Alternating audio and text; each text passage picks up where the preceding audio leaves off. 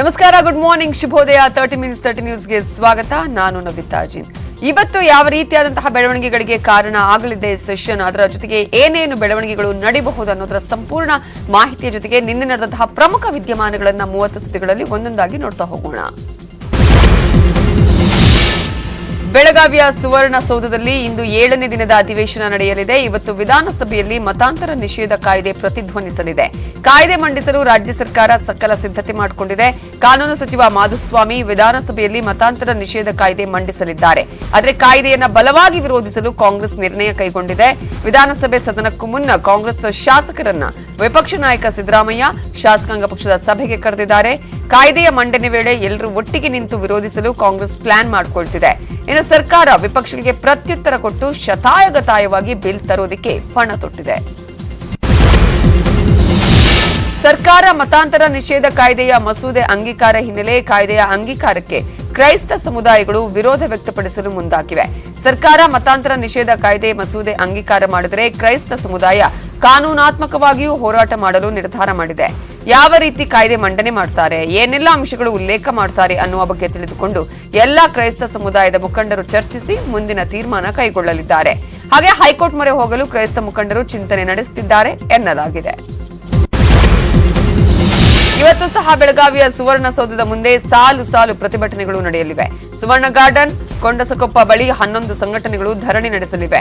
ಕನಿಷ್ಠ ವೇತನಕ್ಕೆ ಆಗ್ರಹಿಸಿ ಗ್ರಾಮ ಪಂಚಾಯಿತಿ ಅನುವುಗಾರರ ಸಂಘ ಪ್ರತಿಭಟನೆ ನಡೆಸಲಿದೆ. ಮೇಕೆದಾಟು ಮಹದಾಯಿ ನೀರಾವರಿ ಯೋಜನೆಗಳ ಅನುಷ್ಠಾನಕ್ಕೆ ಆಗ್ರಹಿಸಿ ಕರ್ನಾಟಕ ರಾಜ್ಯ ರೈತ ಸಂಘ ಹಾಗೆಯೇ ಹಸಿರು ಸೇನೆ ಧರಣಿಗೆ ಮುಂದಾಗಿದೆ. ಅರಣ್ಯ ಇಲಾಖೆಯ ಎಸ್ಡಿಸಿ ವಿರುದ್ಧ ಭ್ರಷ್ಟಾಚಾರ ಆರೋಪ, ಅಂಬೇಡ್ಕರ್ ಸಮಾಜ ಸೇವಾ ಸಂಸ್ಥೆ ಧರಣಿ ನಡೆಸಲಿದೆ. ಹೀಗೆ ಹಲವಾರು ಸಂಘಟನೆಗಳು ಪ್ರತಿಭಟನೆಗೆ ಸಜ್ಜಾಗಿ ನಿಂತಿವೆ. ಕೃಷಿ ಕಾಯ್ದೆಗಳನ್ನ ವಿರೋಧಿಸಿ ರೈತರು ನಡೆಸ್ತಾ ಇದ್ದ ಪ್ರತಿಭಟನೆಗೆ ಕೊಂಚ ಬ್ರೇಕ್ ಬಿದ್ದಿದೆ. ರೈತ ಮುಖಂಡ ಕೋಡಿಹಳ್ಳಿ ಚಂದ್ರಶೇಖರ್ ಸಿಎಂ ಬೊಮ್ಮಾಯಿ ಅವರನ್ನ ಭೇಟಿಯಾಗಿ ಕಾಯ್ದೆಯನ್ನ ಹಿಂಪಡೆಯಲು ಮನವಿ ಮಾಡಿದ್ರು. ಮುಖ್ಯಮಂತ್ರಿಗಳು ಕೂಡ ಸಮಸ್ಯೆ ಬಗೆಹರಿಸುವುದಾಗಿ ಭರವಸೆ ಕೊಟ್ಟಿದ್ದಾರೆ ಎನ್ನಲಾಗಿದೆ. ಈ ಬಗ್ಗೆ ಕೋಡಿಹಳ್ಳಿ ಚಂದ್ರಶೇಖರ್ ಮಾತನಾಡಿದ್ದು, ಮುಖ್ಯಮಂತ್ರಿ ಬಸವರಾಜ ಬೊಮ್ಮಾಯಿ ಸಭೆ ಮಾಡಿದ್ರು.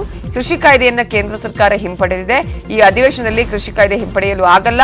ಮುಂದಿನ ಅಧಿವೇಶನದಲ್ಲಿ ಕಾಯ್ದೆಯನ್ನು ವಾಪಸ್ ಪಡೆಯುವ ಭರವಸೆಯನ್ನ ಕೊಟ್ಟಿದ್ದಾರೆ. ಸರ್ಕಾರ ಏನು ತೀರ್ಮಾನ ತೆಗೆದುಕೊಳ್ಳುತ್ತೋ ಕಾದು ನೋಡ್ತೀವಿ, ನಂತರ ನಮ್ಮ ಹೋರಾಟದ ರೂಪುರೇಷೆಗಳನ್ನ ತೀರ್ಮಾನ ಮಾಡ್ತೇವೆ ಅಂತ ಕೋಡಿಹಳ್ಳಿ ಚಂದ್ರಶೇಖರ್ ತಿಳಿಸಿದ್ದಾರೆ. ಸಿಎಂ ಅವರು ಈಗಾಗಲೇ ಹೇಳಿದ್ದಾರೆ, ನಾವು ಏನು ಈಗ ಇನ್ನೊಂದು 25 ದಿವಸ ಅಷ್ಟೇ, ಮತ್ತೊಂದು ಭಾಳ ಶಾರ್ಟ್ ಟೈಮ್ ಅಧಿವೇಶನವನ್ನು ನಾವು ಕರಿಬೇಕಾಗತ್ತೆ, ಅದರಲ್ಲಿ ವಿಡ್ರಾ ಮಾಡ್ತೀನಿ ಅನ್ನುವ ಮಾತನ್ನು ಹೇಳಿದ್ದಾರೆ. ಅದನ್ನು ಭರವಸೆಯನ್ನು ಇಟ್ಕೊಂಡಿದ್ದೀವಿ. ಬೆಳಗಾವಿಯ ನಿನ್ನೆಯ ಅಧಿವೇಶನದಲ್ಲಿ ಎಂಇಎಸ್ ಪುಂಡಾಟಿಕೆಯ ಬಗ್ಗೆ ಭಾರಿ ಚರ್ಚೆಯಾಗಿದೆ. ರಾಜ್ಯದಲ್ಲಿ ಶಾಂತಿ ಕದಡುವ ಪ್ರಯತ್ನ ನಡೀತಾ ಇದೆ ಅಂತ ಎಲ್ಲ ನಾಯಕರು ಎಂಇಎಸ್ ವಿರುದ್ಧ ಕಿಡಿಕಾರಿದ್ದಾರೆ. ಸಿಎಂ ಬಸವರಾಜ ಬೊಮ್ಮಾಯಿ ವಿಧಾನಸಭೆಯಲ್ಲಿ ಸರ್ಕಾರದ ನಿರ್ಣಯ ಮಂಡನೆ ಮಾಡಿದ್ದಾರೆ. ಗಡಿ ವಿವಾದದಲ್ಲಿ ಮಹಾಜನ್ ವರದಿ ಅಂತಿಮ ಮಾಡಲಾಗಿದೆ. ಕೆಲ ವ್ಯಕ್ತಿಗಳು ಶಾಂತಿಭಂಗ ಮಾಡುತ್ತಿರುವುದು ಖಂಡನೀಯ. ಈ ಪುಂಡರಿಗೆ ತಕ್ಕ ಶಿಕ್ಷೆ ಕೊಡಿಸುವ ಕೆಲಸ ಸರ್ಕಾರ ಮಾಡಲಿದೆ. ಈ ಕಿಡಿಗೇಡಿಗಳ ವಿರುದ್ಧ ದೇಶದ್ರೋಹದ ಕೇಸ್ ಹಾಕಿ ತಕ್ಕ ಕಾನೂನು ಕ್ರಮ ಜರುಗಿಸುತ್ತೇವೆ. ನಾವು ಕೈಗೊಂಡ ಕ್ರಮದ ಬಗ್ಗೆ ಕೇಂದ್ರದ ಗೃಹ ಇಲಾಖೆಗೂ ವರದಿ ಕಳಿಸುತ್ತೇವೆ. ಇಂತಹ ಕೃತ್ಯಕ್ಕೆ ಪ್ರಚೋದನೆ ಕೊಟ್ಟವರ ವಿರುದ್ಧ ಗೂಂಡ ಕಾಯ್ದೆ ಹಾಕಲಾಗುತ್ತೆ ಅಂತ ವಿವರಿಸಿದ್ದಾರೆ. ಮೂರ್ತಿಯನ್ನ ವಿಕೃತಗೊಳಿಸುವಂತ ವಿಕೃತ ಮನಸ್ಸುಗಳ ಹಿಂದಿರುವಂತ ಷಡ್ಯಂತ್ರವನ್ನ ನೋಡಿದಾಗ ಅದಕ್ಕೆ ಸೆಡೇಷನ್ ಕೇಸನ್ನ ಇವ್ರ ಮೇಲೆ ಹಾಕ್ತೇವೆ. ದೇಶದ್ರೋಹದ ಕೇಸನ್ನ ಇವ್ರ ಮೇಲೆ ಹಾಕಿಸ್ತೇವೆ. ಇದು ದೇಶದ್ರೋಹದ ಕೆಲಸ ಅಂತ ನಾವು ಭಾವಿಸ್ತೇವೆ. ಇವ್ರು ಯಾರ್ಯಾರು ಪ್ರಮುಖರಿದ್ದಾರೆ, ವಿಶೇಷವಾಗಿ ಈ ಕೃತ್ಯವನ್ನು ಯಾರು ಮಾಡಿದ್ದಾರೆ, ಅವರ ಮೇಲೆ ಗುಂಡಾ ಕಾಯ್ದೆಯನ್ನು ಹಾಕೋದಕ್ಕೂ ನಾನು ಸೂಚನೆಯನ್ನ ಕೊಡ್ತೇನೆ. ಇನ್ನು ಬೆಳಗಾವಿ ಗಲಭೆ ಕುರಿತು ಪರಿಷತ್ನಲ್ಲಿ ಗೃಹ ಸಚಿವ ಆರಗ ಜ್ಞಾನೇಂದ್ರ ಉತ್ತರಿಸಿದ್ದಾರೆ. ಮುಖಾಮುಲಾಜಿಲ್ಲದೆ ಕ್ರಮ ಕೈಗೊಳ್ತೇವೆ. ನೆಲ ಜಲ ವಿಚಾರದಲ್ಲಿ ನಾವೆಲ್ಲ ಒಂದು. ಮಹಾಮೇಳವ ವಿಚಾರಕ್ಕೆ ಸಂಬಂಧಪಟ್ಟ ಹಾಗೆ ಕೇಸ್ ದಾಖಲಿಸಲಾಗಿತ್ತು. ಮಸಿ ಬೆಳೆದ ಪ್ರಕರಣಕ್ಕೆ ಕೊಟ್ಟ ದೂರಿನ ಮೇಲೆ ಪ್ರಕರಣ ದಾಖಲಿಸಲಾಗಿದೆ. ಶಿವಾಜಿ ಪ್ರತಿಮೆ ಅಪಮಾನಕ್ಕೆ ಸಂಬಂಧಿಸಿದಂತೆ 7 ಜನರ ಮೇಲೆ ಕೇಸ್ ಹಾಕಲಾಗಿದೆ. ಪೊಲೀಸ್ ವಾಹನಗಳ ಮೇಲೆ ಕಲ್ಲು ತೂರಿದ್ದಾರೆ. ಯಾರನ್ನ ಬಿಡುವ ಪ್ರಶ್ನೆಯೇ ಇಲ್ಲ. ಈ ಸಂಬಂಧ ಕೇಂದ್ರ ಸರ್ಕಾರದ ಬಳಿಯೂ ಮಾತನಾಡಿದ್ದೇವೆ. ಪದೇ ಪದೇ ಕಿಡಿಗೇಡಿ ಕೃತ್ಯ ಮಾಡೋರಿಗೆ ಜೀವನದಲ್ಲಿ ಒಂದು ಪಾಠ ಕಲಿಸುತ್ತೇವೆ ಅಂತ ಆರಗ ಜ್ಞಾನೇಂದ್ರ ಎಚ್ಚರಿಕೆ ಕೊಟ್ಟಿದ್ದಾರೆ. ಎಲ್ಲಿ ಸರ್ಕಾರಿ ವಾಹನಗಳಿಗೆ ಬೆಂಕಿ ಹಚ್ಚಕ್ಕೆ ಪ್ರಯತ್ನ, ಕಲ್ಲೊಡೆಯುವಂಥ ಪ್ರಯತ್ನ ಅನುಭವಿಸಬೇಕು. ಇವತ್ತು ಅವರು ಪೊಲೀಸ್ ವಾಹನಗಳ ಮೇಲೆ ಕಲ್ಲು ಹಾಕಿದ್ದಾರೆ. ಕರ್ನಾಟಕದ ನಂಬರ್ ನೋಡಿ ವಾಹನಗಳ ಮೇಲೆ ಕಲ್ಲು ಎಸೆದಿದ್ದಾರೆ. ಯಾರ್ದೋ ವಾಹನ ಇವತ್ತು ಅದರ ನಷ್ಟವನ್ನು ಯಾರು ಕೂಡ್ಕೊಡ್ಬೇಕು? ಈ ರೀತಿಯಲ್ಲಿ ಮನುಷ್ಯ ನಾವು ಬದುಕಬಹುದು ಈ ರಾಷ್ಟ್ರದಲ್ಲಿ, ಈ ರಾಜ್ಯದಲ್ಲಿ ಅನ್ನೋದಕ್ಕೆ ಅವಕಾಶ ಕೊಡೋದಿಲ್ಲ. ನಮ್ಮ ಸರ್ಕಾರ ಇದೆಲ್ಲದಕ್ಕೂ ಕೂಡ ಸನ್ನದ್ಧವಾಗಿದೆ. ಅದನ್ನು ಮತ್ತೆ ತಲೆ ಎತ್ತಲಿಕ್ಕೆ ಬಿಡೋದಿಲ್ಲ. ಯಾರಿಗೂ ಆತಂಕದ ಪರಿಸ್ಥಿತಿ ಅವಶ್ಯಕತೆ ಇಲ್ಲ. ಬೊಮ್ಮಾಯಿ ಸರ್ಕಾರ ಇದನ್ನು ತಡೆದು ನಿಲ್ಲಿಸುತ್ತೆ, ಜನರಿಗೆ ಆಶ್ವಾಸನೆಯನ್ನು ಕೊಡ್ತಾರೆ. ಕರ್ನಾಟಕ ಭೂ ಕಂದಾಯ ತಿದ್ದುಪಡಿ ಮಸೂದೆ 2021ಕ್ಕೆ ವಿಧಾನಸಭೆಯಲ್ಲಿ ಅನುಮೋದನೆ ಕೊಟ್ಟಿದೆ. ಸರ್ಕಾರಿ ಸರ್ವೇಯರ್ಗಳಿಗೆ ಆಸ್ತಿಗಳ ವಿಭಜನೆಗೆ ನಕ್ಷೆ, ಭೂ ಪರಿವರ್ತನೆಗೆ ಪೋಡಿ ಮಾಡುವ ಕಾರ್ಯನಿರ್ವಹಿಸಲು ಅವಕಾಶ ಕಲ್ಪಿಸಲಾಗಿದೆ. ಪ್ರಸ್ತುತ ಈ ಕಾರ್ಯವನ್ನ ಪರವಾನಗಿ ಪಡೆದ ಸರ್ವೇಯರ್ ಮಾತ್ರ ಮಾಡುತ್ತಿದ್ದಾರೆ. ಈ ವಿಧೇಯಕದಲ್ಲಿ ಸರ್ಕಾರಿ ಸರ್ವೇಯರ್ಗಳಿಗೂ ಪೋಡಿ ಮಾಡಲು ಅವಕಾಶ ಇದೆ. ಭೂ ಅಕ್ರಮದ ಆರೋಪದಲ್ಲಿರುವ ಸಚಿವ ಭೈರತಿ ಬಸವರಾಜ್ ರಾಜೀನಾಮೆಗೆ ವಿಪಕ್ಷ ನಾಯಕ ಸಿದ್ದರಾಮಯ್ಯ ಆಗ್ರಹಿಸಿದ್ದಾರೆ. ಇದಕ್ಕೆ ಪ್ರತಿಕ್ರಿಯಿಸಿರುವ ಸಚಿವ ಭೈರತಿ ಬಸವರಾಜ್, ನಾನು ಸ್ವಚ್ಛವಾದಂತಹ ಆಡಳಿತ ಮಾಡಿಕೊಂಡು ಬಂದಿದ್ದೇನೆ. ನಾನು ಮಂತ್ರಿ ಆದ್ಮೇಲೆ ಇದು ಆದಂತದ್ದಲ್ಲ. 18 ವರ್ಷಗಳ ಹಿಂದೆ ನಾನು ರಾಜಕಾರಣದಲ್ಲಿ ಇರಲಿಲ್ಲ. ಆ ಸಂದರ್ಭದಲ್ಲಿ ನಾನು ಒಬ್ಬ ವ್ಯಾಪಾರಸ್ಥನಾಗಿ ಆ ಜಮೀನು ಖರೀದಿ ಮಾಡಿದ್ದೆ. ಆ ಕುಟುಂಬದ 160ಕ್ಕೂ ಹೆಚ್ಚು ಜನ ಭೈರತಿ ಬಸವರಾಜ್ ಯಾವುದೇ ಮೋಸ ಮಾಡಿಲ್ಲ, ನಮಗೆ ಹಣ ಕೊಟ್ಟು ಜಮೀನು ಖರೀದಿ ಮಾಡಿದ್ರು ಅಂತ ಹೇಳಿದ್ದಾರೆ. ನಮ್ಮ ವಕೀಲರು ಉತ್ತರ ಕೊಡ್ತಾರೆ, ನ್ಯಾಯಾಲಯಕ್ಕೆ ಗೌರವ ಕೊಡ್ತೀನಿ. ರಾಜಕೀಯ ಚಾರಿತ್ರ್ಯವದೇ ಉದ್ದೇಶದಿಂದ ಯಾರೋ ಕಿಡಿಗೇಡಿಗಳು ಇದನ್ನು ಮುನ್ನೆಲೆಗೆ ತಂದಿದ್ದಾರೆ. ಅದಕ್ಕೆ ತಕ್ಕ ಉತ್ತರ ನ್ಯಾಯಾಲಯದಲ್ಲಿ ಕೊಡ್ತೀನಿ ಅಂತಾರೆ. 18 ವರ್ಷಗಳ ಹಿಂದೆ ನಾನು ರಾಜಕಾರಣದಲ್ಲೇ ಇಲ್ಲ. ಆ ಸಂದರ್ಭದಲ್ಲಿ ನಾನು ಏನು ವ್ಯಾಪಾರಸ್ಥನಾಗಿ ಆ ಸಂದರ್ಭದಲ್ಲಿ ಆ ಜಮೀನನ್ನು ಖರೀದಿ ಮಾಡಿದ್ದೆ. ನಿನ್ನೆ ಅದರ ಪರವಾಗಿ ಆ ಕುಟುಂಬದ ಸುಮಾರು 160 ಮಂದಿಗೂ ಹೆಚ್ಚು ಹೇಳಿಕೆಗಳನ್ನು ಕೊಟ್ಟು ಇವತ್ತು ವೈರಲ್ ಕೂಡ ಆಗಿದೆ. ಅದರಲ್ಲಿ ಒಬ್ಬರು ಕುಟುಂಬದಲ್ಲಿ ಒಬ್ಬ ಮಾದಪ್ಪ ಅನ್ನೋ ಒಬ್ಬ ಇವತ್ತು ಆರೋಪಗಳನ್ನು ಮಾಡಿಕೊಂಡು ಬಂದಿರುವಂಥದ್ದು. ಅನೇಕ ಕೋರ್ಟ್ಗಳಲ್ಲಿ ದಾಖಲೆಗಳು ನೋಡಿದ್ದು ಎಲ್ಲವೂ ಕೂಡ ವಜಾವಾಗಿದೆ. ನನಗೆ ಗೊತ್ತಿಲ್ಲದೆ ಜನಪ್ರತಿನಿಧಿ ಕೋರ್ಟ್ಗಳಲ್ಲಿ ಹಾಕಿದ್ದಾರೆ. ಅದಕ್ಕೂ ಕೂಡ ನಮ್ಮ ವಕೀಲರಿದ್ದಾರೆ. ನ್ಯಾಯಾಲಯಕ್ಕೆ ಗೌರವ ಕೊಡಬೇಕು. ಕೆಲವರು ಮಕ್ಕಳ ಆಹಾರದ ಹಕ್ಕನ್ನು ಕಸಿದುಕೊಳ್ಳಲು ಯತ್ನಿಸುತ್ತಿದ್ದಾರೆ. ಅಂತವರಿಗೆ ಸರ್ಕಾರ ಮಣಿಬಾರದು ಮತ್ತು ಶಾಲೆಗಳಲ್ಲಿ ಮಕ್ಕಳಿಗೆ ಮೊಟ್ಟೆ, ಬಾಳೆಹಣ್ಣು ವಿತರಣೆ ಮಾಡೋದನ್ನ ಯಾವುದೇ ಕಾರಣಕ್ಕೂ ನಿಲ್ಲಿಸಬಾರದು ಅಂತ ಬಳ್ಳಾರಿಯಲ್ಲಿ ಭಾರತ ಕಮ್ಯುನಿಸ್ಟ್ ಪಕ್ಷ ಒತ್ತಾಯಿಸಿದೆ. ವಾರದಲ್ಲಿ 3 ದಿನ ಮಾತ್ರ ಮಕ್ಕಳಿಗೆ ಪೌಷ್ಟಿಕ ಆಹಾರ ನೀಡಲು ಸರ್ಕಾರ ನಿರ್ಧಾರ ಮಾಡಿದೆ. ಆದರೆ ವಾರದ 7 ದಿನವೂ ಮಕ್ಕಳಿಗೆ ಬಾಳೆಹಣ್ಣು, ಮೊಟ್ಟೆ ಕೊಡೋದಕ್ಕೆ ಕ್ರಮ ಕೈಗೊಳ್ಳಬೇಕು ಅಂತ ಒತ್ತಾಯ ಮಾಡಿದೆ. ಭಾರತ ಕಮ್ಯುನಿಸ್ಟ್ ಪಕ್ಷದ ಕಾರ್ಯಕರ್ತರು ಜಿಲ್ಲಾಧಿಕಾರಿ ಮೂಲಕ ಮುಖ್ಯಮಂತ್ರಿಗೆ ಮನವಿಯನ್ನ ಸಲ್ಲಿಸಿದ್ದಾರೆ. ಉಡುಪಿಯಲ್ಲಿ 2 ಒಮೈಕ್ರಾನ್ ಕೇಸ್ ಪತ್ತೆಯಾಗಿದೆ. ಒಬ್ಬರು ಕ್ಯಾನ್ಸರ್ ಪೀಡಿತರಾಗಿದ್ರು, ಆರೋಗ್ಯ ಬಿಗಡಾಯಿಸಿಲ್ಲ. ಇಬ್ಬರು ಕೂಡ ಸಂಪೂರ್ಣವಾಗಿ ಆರೋಗ್ಯವಾಗಿದ್ದಾರೆ ಅಂತ ಉಡುಪಿ ಡಿಸಿ ಕೂರ್ಮರಾವ್ ಮಾಹಿತಿ ಕೊಟ್ಟಿದ್ದಾರೆ. ಪ್ರಾಥಮಿಕ ಸಂಪರ್ಕದಲ್ಲಿ ಯಾರಿಗೂ ಪಾಸಿಟಿವ್ ಇಲ್ಲ. ಸುತ್ತಮುತ್ತ ನಡೆಸಿದ 2,000 ಟೆಸ್ಟ್ ರಿಪೋರ್ಟ್ ನೆಗೆಟಿವ್ ಇದೆ. ಒಮಿಕ್ರಾನ್ ಭಯ ಬೇಡ, ಎಚ್ಚರ ಇರಲಿ ಎಂದಿದ್ದಾರೆ.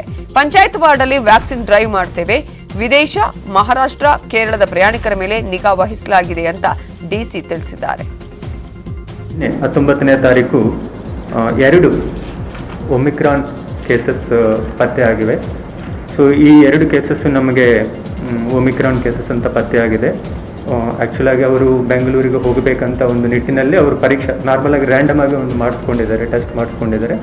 ಆವಾಗ ಆ ಮನೆಯಲ್ಲಿರುವ ಒಂದು 5 ಜನರನ್ನು ಪರೀಕ್ಷೆ ಮಾಡುವಾಗ ಕಲಿಸುವಾಗ ಈ 2 ಕೇಸಸ್ ನಮಗೆ ಒಮಿಕ್ರಾನ್ ಅಂತ ಪತ್ತೆಯಾಗಿದೆ.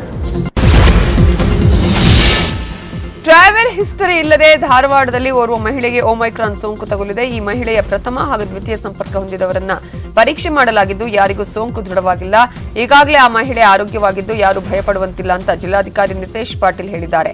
ಯಾರು ಭಯಪಡುವ ಅಗತ್ಯ ಇಲ್ಲ, ಆದರೆ ಎಲ್ಲರೂ ಮಾಸ್ಕ್ ಹಾಗೂ ಸಾಮಾಜಿಕ ಅಂತರ ಕಾಯ್ದುಕೊಳ್ಳಬೇಕಾಗಿದೆ ಅಂತ ಸಾರ್ವಜನಿಕರಲ್ಲಿ ಮನವಿ ಮಾಡಿದ್ದಾರೆ.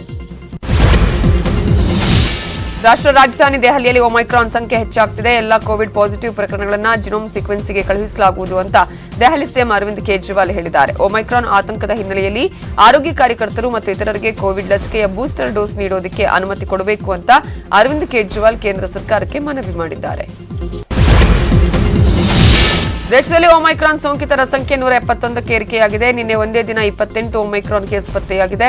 ಮಹಾರಾಷ್ಟ್ರ, ಕೇರಳ, ದೆಹಲಿಯಲ್ಲಿ ಹೆಚ್ಚು ಸೋಂಕು ಕಾಣಿಸಿಕೊಳ್ತಾ ಇದ್ದು ಮಹಾರಾಷ್ಟ್ರದಲ್ಲಿ ಒಟ್ಟು 54 ಒಮೈಕ್ರಾನ್ ಕೇಸ್ ಪತ್ತೆಯಾಗಿದ್ರೆ ದೆಹಲಿಯಲ್ಲಿ 28, ಕರ್ನಾಟಕದಲ್ಲಿ 19, ರಾಜಸ್ಥಾನದಲ್ಲಿ 17, ತೆಲಂಗಾಣದಲ್ಲಿ 20, ಗುಜರಾತ್ನಲ್ಲಿ 11, ಕೇರಳದಲ್ಲಿ 15 ಸೇರಿ ಒಟ್ಟು 171 ಕೇಸ್ ದಾಖಲಾಗಿವೆ. ರಾಜ್ಯದಲ್ಲಿ ನಿನ್ನೆ ಒಂದೇ ದಿನ 222 ಕೊರೋನಾ ಕೇಸ್ಗಳು ದೃಢವಾಗಿದೆ. 24 ಗಂಟೆಗಳಲ್ಲಿ 2 ಸೋಂಕಿತರು ಕೊನೆ ಉಸಿರೆಳೆದಿದ್ದಾರೆ. ನಿನ್ನೆ ಸೋಂಕಿಗಿಂತ ಗುಣಮುಖರಾದವರ ಸಂಖ್ಯೆ ಜಾಸ್ತಿಯಾಗಿದ್ದು 286 ಮಂದಿ ಡಿಸ್ಚಾರ್ಜ್ ಆಗಿದ್ದಾರೆ. ಬೆಂಗಳೂರಲ್ಲೇ ಹೆಚ್ಚು ಹೊಸ ಕೇಸ್ಗಳು ಪತ್ತೆಯಾಗಿದ್ದು ನಿನ್ನೆ ಒಂದೇ ದಿನ 146 ಜನರಲ್ಲಿ ಕೋವಿಡ್ ಸೋಂಕು ದೃಢಪಟ್ಟಿದೆ. ಇನ್ನು ಓರ್ವ ಸೋಂಕಿತ ಸಾವನ್ನಪ್ಪಿರುವುದಾಗಿ ತಿಳಿದು ಬಂದಿದೆ. ಸದ್ಯ ರಾಜ್ಯದಲ್ಲಿ ಕೊರೋನಾ ಪಾಸಿಟಿವಿಟಿ ದರ 0.25% ಸಾವಿನ ಪ್ರಮಾಣ 0.90%. ಕೊಡಗು ಜಿಲ್ಲೆಗಳಲ್ಲಿ ಕೋವಿಡ್ ಸೋಂಕಿನ ಪ್ರಮಾಣ ದಿನದಿಂದ ದಿನಕ್ಕೆ ಏರಿಕೆಯಾಗ್ತಾನೆ ಇದೆ. ಮತ್ತೊಂದು ಕಡೆ ಪಕ್ಕದ ರಾಜ್ಯ ಕೇರಳ, ಪಕ್ಕದ ಜಿಲ್ಲೆಗಳಾದ ದಕ್ಷಿಣ ಕನ್ನಡ ಮತ್ತು ಉಡುಪಿಯಲ್ಲೂ ಒಮೈಕ್ರಾನ್ ಸೋಂಕು ಉಲ್ಬಣವಾಗ್ತಿದೆ. ಆದರೆ ಕೇರಳ, ದಕ್ಷಿಣ ಕನ್ನಡದಿಂದ ಕೊಡಗಿಗೆ ಸಂಪರ್ಕ ಕಲ್ಪಿಸುವ ಸಂಪಾಜಿಯಲ್ಲಿ ತೆರೆಯಲಾಗಿದ್ದ ಕೋವಿಡ್ ತಪಾಸಣಾ ಕೇಂದ್ರವನ್ನು ಕಳೆದ 2 ತಿಂಗಳ ಹಿಂದೆಯೇ ಮುಚ್ಚಲಾಗಿದೆ. ಇದು ಕೊಡಗು ಜಿಲ್ಲೆಗೆ ಒಮೈಕ್ರಾನ್ ಸೋಂಕು ಹರಡುವ ಹೆದ್ದಾರಿ ಆಗುವ ಆತಂಕ ತಂದೊಡ್ಡಿದೆ. ಕೊಡಗಿನ ಸಂಪಾಜಿ ಚೆಕ್ ಪೋಸ್ಟ್ ಅಲ್ಲಿ ಯಾವ ಪರಿಶೀಲನೆಯನ್ನೂ ಮಾಡ್ತಿಲ್ಲ. ನಿತ್ಯ ನೂರಾರು ಕೇರಳದ ವಾಹನಗಳು ಕೊಡಗಿಗೆ ಬರ್ತಿವೆ. ಕೇರಳದ ಕಾಸರಗೋಡು ಭಾಗದಿಂದ ಬರುವವರಿಗೆ ದಕ್ಷಿಣ ಕನ್ನಡ ಜಿಲ್ಲೆಯ ಸುಳ್ಯದಲ್ಲಿ ಕೋವಿಡ್ ವರದಿಯನ್ನ ಪರಿಶೀಲಿಸಬೇಕು, ಆದರೆ ಅಲ್ಲಿ ಪರಿಶೀಲನೆ ಮಾಡ್ತಿಲ್ಲ. ಕೊಡಗಿಗೆ ಪ್ರವಾಸಕ್ಕೆ ಬರ್ತಾ ಇರುವವರಿಗೆ ಸರ್ಕಾರ ಅಥವಾ ಜಿಲ್ಲಾಡಳಿತ ಯಾವುದೇ ನಿಯಮಗಳನ್ನ ಹೇರ್ತಾ ಇಲ್ಲ. ಸ್ಥಳೀಯ ಪಂಚಾಯತ್ ಸದಸ್ಯರು ಮತ್ತು ಗ್ರಾಮದವರು ಸೋಂಕಿನ ಬಗ್ಗೆ ಆತಂಕ ವ್ಯಕ್ತಪಡಿಸುತ್ತಿದ್ದಾರೆ. ಉತ್ತರ ಕನ್ನಡ ಜಿಲ್ಲೆಯ ಜೊಯ್ಡಾ ತಾಲೂಕಿನ ರಾಮನಗರದ ಕಿತ್ತೂರು ರಾಣಿ ಚೆನ್ನಮ್ಮ ವಸತಿ ನಿಲಯ ವಿದ್ಯಾರ್ಥಿಗಳಲ್ಲಿ ಕೋವಿಡ್ ಸೋಂಕು ದೃಢಪಟ್ಟಿದೆ. ಬಾಲಕಿಯರ ವಸತಿ ನಿಲಯದ 19 ವಿದ್ಯಾರ್ಥಿಗಳಿಗೆ ಕೋವಿಡ್ ಸೋಂಕು ಪತ್ತೆಯಾಗಿದ್ದು, ವಿಷಯ ತಿಳಿದ ಕೂಡಲೇ ಶಾಲೆಗೆ ಭೇಟಿ ಕೊಟ್ಟ ಉಪವಿಭಾಗಾಧಿಕಾರಿ ವಿದ್ಯಾಶ್ರೀ ಚಂದರಗಿ ಸೋಂಕಿತರು ಪ್ರತ್ಯೇಕವಾಗಿ ಉಳಿಯಲು ಸೂಚನೆ ಕೊಟ್ಟಿದ್ದಾರೆ. ಕೊಪ್ಪಳ ಜಿಲ್ಲೆಯಲ್ಲಿ ಕೊರೋನಾಗೆ ತುತ್ತಾಗಿ ಮನೆ ಯಜಮಾನ ಸಾವನ್ನಪ್ಪಿರುವುದರಿಂದ ಒಂದು ಕುಟುಂಬ ಯಜಮಾನನಿಲ್ಲದೆ ಬದುಕು ಸಾಗಿಸುವುದಕ್ಕೆ ಕಣ್ಣೀರಲ್ಲಿ ಕೈ ತೊಳೆದಿದೆ. ಕೋವಿಡ್ನಿಂದ ಮೃತಪಟ್ಟವರಿಗೆ ಸರ್ಕಾರ 1.50 ಲಕ್ಷ ರೂಪಾಯಿ ಪರಿಹಾರ ಕೊಡುವುದಾಗಿ ಘೋಷಣೆ ಮಾಡಿದೆ. ಆದರೆ ಈ ಪರಿಹಾರ ಕೋವಿಡ್ ಸಾವಿನಿಂದ ಸತ್ತವರಿಗೆ ಸರಿಯಾಗಿ ಸಿಕ್ಕಿಲ್ಲ. ದೊಡ್ಡಿಹಾಳ ಗ್ರಾಮದ ನೇಕಾರ ಕುಟುಂಬದ ಯಜಮಾನ ಅನಂತ್ ಕುಮಾರ್ ಮೇ ತಿಂಗಳಲ್ಲಿ ಕೊರೋನಾದಿಂದ ಸಾವನ್ನಪ್ಪಿದ್ದಾರೆ. ಕುಟುಂಬಕ್ಕೆ ಆಧಾರ ಕಳ್ಕೊಂಡ ಮಹಿಳೆ ತನ್ನ 2 ಮಕ್ಕಳೊಂದಿಗೆ ಪರದಾಡುತ್ತಿದ್ದಾರೆ. ಸರ್ಕಾರದ ಪರಿಹಾರ ಪಡೆಯುವುದಕ್ಕೆ ತಾಂತ್ರಿಕ ದೋಷದಿಂದಾಗಿ ಬಿಎಂಎಸ್ನಲ್ಲಿ ಮೃತರ ದಾಖಲೆಗಳು ಅಪ್ಲೋಡ್ ಆಗಿಲ್ಲ. ಸರ್ಕಾರ ಪರಿಹಾರ ಸಿಗದೆ ದುಡಿಯೋರೂ ಇಲ್ಲದೆ ಈಗ ಅವರ ಬದುಕೆ ಅತಂತ್ರವಾಗಿದೆ. ಇಂಟ್ರಾನೇಸಲ್ ಕೋವಿಡ್-19 ಲಸಿಕೆಯ 3ನೇ ಹಂತದ ಪ್ರಯೋಗಕ್ಕೆ ಲಸಿಕಾ ತಯಾರಿಕಾ ಸಂಸ್ಥೆ ಭಾರತ್ ಬಯೋಟೆಕ್ ಭಾರತದ ಔಷಧ ನಿಯಂತ್ರಕರಿಂದ ಅನುಮತಿಯನ್ನ ಕೇಳಿದೆ. ಇಂಟ್ರಾನೇಸಲ್ ಕೋವಿಡ್-19 ಲಸಿಕೆಯನ್ನ ಕೊರೋನಾ ವಿರುದ್ಧ ಬೂಸ್ಟರ್ ಡೋಸ್ ಅನ್ನಾಗಿ ಬಳಕೆ ಮಾಡಲು ಸಂಸ್ಥೆ ಉದ್ದೇಶಿಸಿದೆ. ಬೂಸ್ಟರ್ ಡೋಸ್ ಅನ್ನಾಗಿ ಇಂಟ್ರಾನೇಸಲ್ ನೀಡೋದ್ರಿಂದ ಸಾಮೂಹಿಕ ಲಸಿಕೆ ಅಭಿಯಾನಕ್ಕೆ ಸಹಕಾರಿಯಾಗಲಿದ್ದು ರೋಗ ಹರಡುವಿಕೆಯನ್ನು ತಡೆಗಟ್ಟುವುದು ಸಾಧ್ಯ ಆಗಲಿದೆ. 2ನೇ ಹಂತದ ಪ್ರಯೋಗ ಈಗಾಗಲೇ ನಡೆಸಲಾಗಿದೆ ಅಂತ ಭಾರತ್ ಬಯೋಟೆಕ್ ತಿಳಿಸಿದೆ. ಮಂಗಳೂರಲ್ಲಿ ವಕೀಲನಿಂದ ಇಂಟರ್ನ್ಶಿಪ್ ವಿದ್ಯಾರ್ಥಿನಿಗೆ ಲೈಂಗಿಕ ಕಿರುಕುಳ ಪ್ರಕರಣಕ್ಕೆ ಸಂಬಂಧಪಟ್ಟ ಹಾಗೆ ಆರೋಪಿ ವಕೀಲ ಕೆಎಸ್ಎನ್ ರಾಜೇಶ್ ನ್ಯಾಯಾಲಯಕ್ಕೆ ಶರಣಾಗಿದ್ದಾನೆ.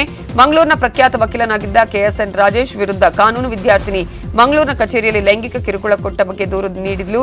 ಲೈಂಗಿಕ ಕಿರುಕುಳದ ಜೊತೆ ಜೀವ ಬೆದರಿಕೆ ಹಾಕಿರುವ ಬಗ್ಗೆ ಪ್ರಕರಣ ದಾಖಲಾಗಿತ್ತು. 2 ತಿಂಗಳಿಂದ ನಾಪತ್ತೆಯಾಗಿದ್ದ ವಕೀಲ ರಾಜೇಶ್ ಸುಪ್ರೀಂ ಕೋರ್ಟ್ನಲ್ಲೂ ನಿರೀಕ್ಷಣಾ ಜಾಮೀನು ಅರ್ಜಿ ತಿರಸ್ಕಾರಗೊಂಡ ಹಿನ್ನೆಲೆ ನ್ಯಾಯಾಲಯಕ್ಕೆ ಶರಣಾಗಿದ್ದಾನೆ. ಉಡುಪಿ ಜಿಲ್ಲೆಯಲ್ಲಿ ನಭದಲ್ಲಿ ವಿಸ್ಮಯ ಕಂಡಿದೆ. ಆಕಾಶದಲ್ಲಿ ಸಾಲು ಸಾಲು ತಾರೆಗಳು ಸರಳ ರೇಖೆಯಲ್ಲಿ ಹಾದು ಹೋದಂತೆ ಕಾಣಿಸಿದೆ. ಆಗಸಲಿ ನೂರಾರು ಬೆಳಕಿನ ಚುಕ್ಕಿಗಳ ವಿಸ್ಮಯ ಕಂಡ ಉಡುಪಿ ಜಿಲ್ಲೆಯ ಜನ ಬೆರಗಾಗಿದ್ದಾರೆ. ಉಡುಪಿ, ಕುಂದಾಪುರ, ಮಲ್ಪೆಯಲ್ಲಿ ಈ ವಿಸ್ಮಯ ದೃಶ್ಯ ಕಂಡು ಬಂದಿದೆ. ಆದರೆ ಇದು ಕೃತಕ ಉಪಗ್ರಹಗಳ ಚಲನೆ ಅಂತ ಹೇಳಿ ಖಗೋಳ ತಜ್ಞರು ಸ್ಪಷ್ಟಪಡಿಸಿದ್ದಾರೆ. ಸುಮಾರು 1500 ಉಪಗ್ರಹ ಹಾದು ಹೋಗಿದೆ ಎನ್ನಲಾಗಿದೆ. ಇನ್ನು ಬಾಗಲಕೋಟೆಯಲ್ಲೂ ಇದೇ ರೀತಿ ಬಾನಂಗಳದಲ್ಲಿ ಕಾಣಿಸಿದೆ ಅಂತ ಜನ ಅಚ್ಚರಿ ವ್ಯಕ್ತಪಡಿಸಿದ್ದಾರೆ. ಇನ್ನುಳಿದ ಪ್ರಮುಖ 10 ಸುದ್ದಿಯನ್ನ ನೋಡೋಣ ಬ್ರೇಕ್ ಆದ್ಮೇಲೆ.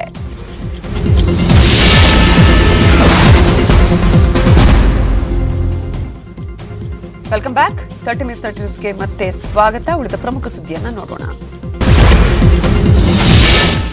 ಸರ್ಕಾರಿ ಕಚೇರಿಯಲ್ಲಿ ಮಹಿಳಾ ಅಧಿಕಾರಿಗೆ ಧಮಕಿ ಹಾಕಿ ನಿಂದಿಸಿದ ಆರೋಪ ಸಂಬಂಧ ಆರ್ಟಿಐ ಕಾರ್ಯಕರ್ತ ಕೃಷ್ಣಮೂರ್ತಿ ಅನ್ನುವ ಆತನನ್ನ ಪೊಲೀಸರು ಬಂಧಿಸಿದ್ದಾರೆ.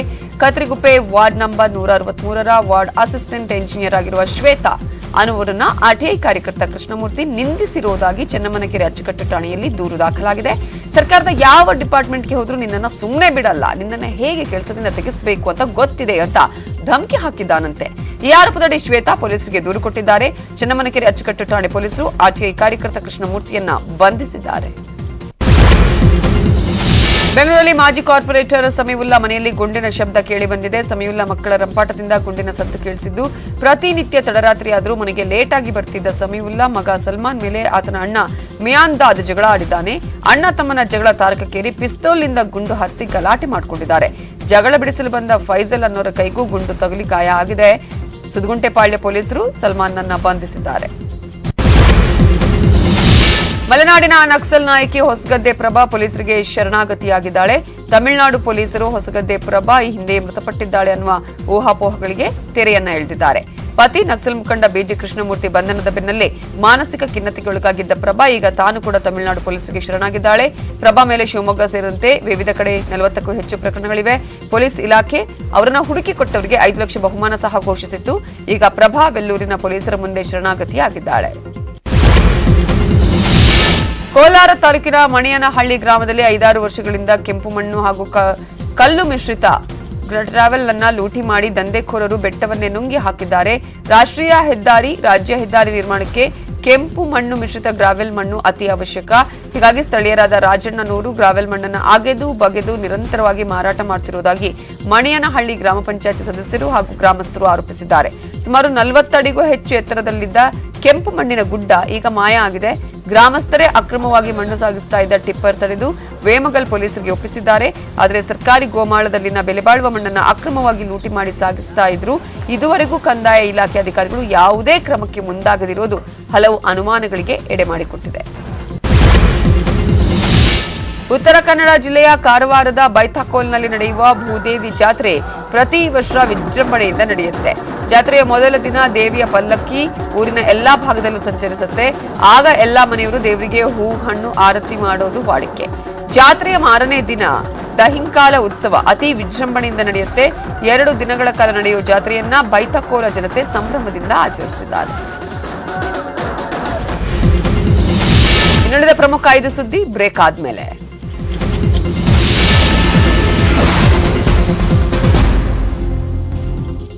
Welcome back. ಉಳಿದ ಪ್ರಮುಖ ಸುದ್ದಿಯನ್ನ ನೋಡೋಣ.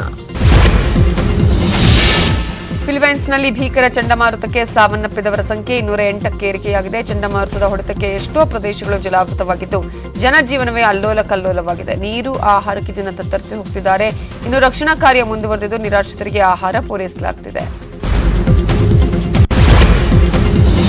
ವಿದೇಶದಲ್ಲಿ ಅಕ್ರಮ ಆಸ್ತಿ, ಹಣ ಹೂಡಿಕೆ, ಬ್ಯಾಂಕ್ ಖಾತೆ ಕೇಸ್ನಲ್ಲಿ ಮಾಜಿ ವಿಶ್ವಸುಂದರಿ ಐಶ್ವರ್ಯ ರೈಗೆ ಜಾರಿ ನಿರ್ದೇಶನಾಲಯ 6 ಗಂಟೆಗೂ ಹೆಚ್ಚು ಕಾಲ ವಿಚಾರಣೆ ಮಾಡಿದೆ.